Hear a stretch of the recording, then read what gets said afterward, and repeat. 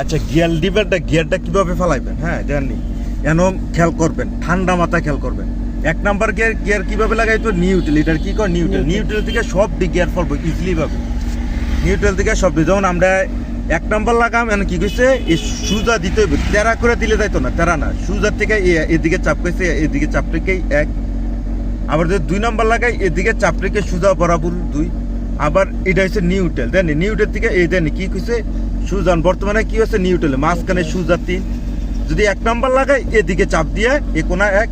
আর যদি 3 নাম্বার লাগাই সুজা, তেরা করে দিলে যায় না। আবার যদি ব্যাক গিয়ার লাগামু এই সুজা, সব গিয়ার নিউট্রাল থেকে ইজিলি ভাবে পড়বো, শক্তি করে পড়তো না। এটি সব অনুভব করে খেয়াল করতে হইব।